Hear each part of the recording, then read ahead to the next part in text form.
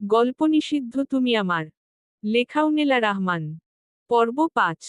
এটা ঠিক নয়। রুদ্র প্রতাপ বারবার নিজের মনেই বলছে ঠিক হচ্ছে না। এই মুহূর্তে এখানে থাকা ঠিক নয়।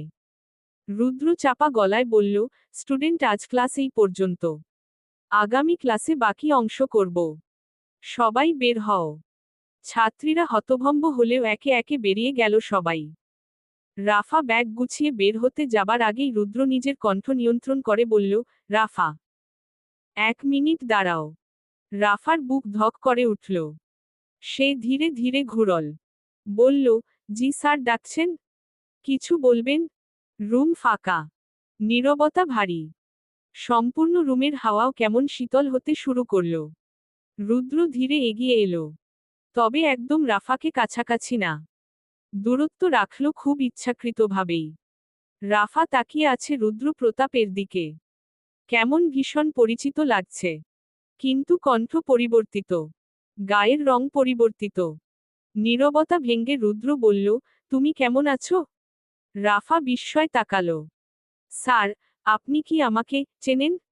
রুদ্র চোখ নামাল। কণ্ঠে অদ্ভুত শান্তি। মুচকি হেসে বলল, কেন চিনব না? তুমি এই ক্লাসের সেরা ছাত্রীর মধ্যে একজন। রাফা নিশ্চুপ। তার মাথায় প্রশ্ন ঘুরছে। এই মানুষটাই কি সেই রাতে রুদ্র ছিল? কিন্তু এখন এত সাধারণ, এত মানবীয় কেন? কালো পোশাক পরিধান করেনি। রুদ্র তো স্বপ্নে বা বাস্তবে সব সময় কালো রং পরিধান করে। রুদ্রর চোখ তো কালো নয়। গায়ের রং তো সাদা বরফের ন্যায় ছিল, কিন্তু এখন অতি সাধারণ। রাফার কণ্ঠ কাপল। কেঁপে কেঁপে বলল, স্যার, আপনি কি আগে কখনো আমার বাসার আশেপাশে? না। রুদ্র তীক্ষ্ণভাবে থামালো রাফাকে। খুব দ্রুত। প্রশ্ন শোনারও প্রয়োজন মনে করল না, যেন আগে থেকে জানে রাফা কি বলবে। রাফা অবাক হয়ে গেল। এত দ্রুত যেন রাফার প্রশ্ন রুদ্রকে ভিতর থেকে কাঁপিয়ে দিল। রুদ্ধর দৃষ্টি গভীর হল। এক মুহূর্তের জন্য সেই পুরনো অন্ধকার চোখে ভেসে উঠল, আর রাফা দেখে শিউরে উঠল। রুদ্র নিজের পরিবর্তন বুঝতে পেরে সাথে সাথেই দ্রুত মুখ ঘুরিয়ে নিল। তারপর দ্রুত কাঁপা কাঁপা কণ্ঠে রুদ্র রাফাকে বলল, বাড়ি যাও, রাফা। একা বাইরে থাকো না। রাফা স্তব্ধ হয়ে দাঁড়িয়ে রইল। তার মনে হলো এটা পরামর্শ নয়, সতর্ক। আর স্যারের গলায় যে শীতলতা, তা মানুষের কণ্ঠ নয়। যেন সেই পরিচিত রুদ্র প্রতাপ। কিন্তু নাকি করে সম্ভব? মনে মনে ভাবল রাফা। খানবাড়ির অন্দরমহলে আলী প্রতাপ খোলা জানালা দিয়ে আকাশের চাঁদের দিকে তাকিয়েছিলেন। রুদ্র দরজা ঠেলে ঢুকতেই আলী প্রতাপ তাকে দেখে বললেন, আজ তোমার শক্তি কেঁপে উঠেছিল। অনুভব করেছি আমি। রুদ্র থেমে গেল। সত্যি তাই। কি বলবে বাবাকে? কাঁপা কাঁপা গলায় বলল, আমি চেষ্টা করছি, বাবা।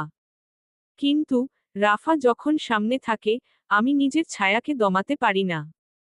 আলী প্রতাপ দীর্ঘশ্বাস ফেললেন। রুদ্রর দিকে তাকিয়ে বললেন, তুমি যত মানুষের কাছে যাবে, তত বেশি বিপদ বাড়বে। তুমি কি নিশ্চিত এই পথেই যেতে চাও? রুদ্র কোনো দেরি করল না। সাথে সাথেই জবাব দিল ফিসফিসিয়ে, হ্যাঁ। রাফার জন্য আমি সব করব।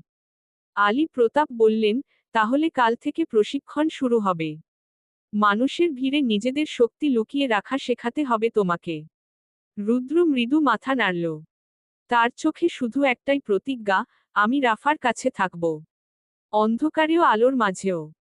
রাফা অনুভব করছে ধীরে ধীরে একটি কালো ছায়া রাফাকে গ্রাস করে ফেলছে। রাফার পুরো ত্বক যেন সেই কালো ছায়ার গভীরে হারিয়ে যাচ্ছে কোথাও। ধীরে ধীরে রাফার শরীর যেন শীতল থেকে শীতলতর হতে শুরু করেছে। হঠাৎ করে কানের পিঠে একটি ঠান্ডা স্পর্শ যেন রাফাকে ছুঁয়ে বলছে, তুমি শুধু আমার রাফা। রাফা আমতা আমতা করে বলল, কে আপনি? কেন বারবার আপনি আমার স্বপ্নে আসেন? কে আপনি? বলতে বলতেই ছাটি ধীরে ধীরে রাফার গলায় হালকা ঠোঁটের স্পর্শ দিল। ঠান্ডা বরফ শীতল স্পর্শ রাফার সাথে সাথে চমকে উঠল। গলায় হাত দিয়ে দেখল রাফা ঠান্ডা শীতল লাগছে। বিছানায় শুয়ে ছিল রাফা। তার মানে স্বপ্ন? আবার স্বপ্ন? ড্রিম লাইটের আলোতে আলোকিত ঘর, সাথে আছে চাঁদের আলো। রাফাজ গলায় আঙ্গুল দিয়ে স্পর্শ করল, দেখল এখনো সেই স্থানটি ঠান্ডা হয়ে আছে। রাফা কি মনে করে যেন বিছানা থেকে নামল। নেমে আয়নার সামনে যেয়ে দাঁড়িয়ে গলায় হাত দিতে দেখল সেই স্থানটি লালচে হয়ে আছে। অদ্ভুত, কিন্তু স্বপ্ন যদি হবে তাহলে রাফার গলা এই লাল দাগটি কিসের? রাফা ভাবতে লাগল।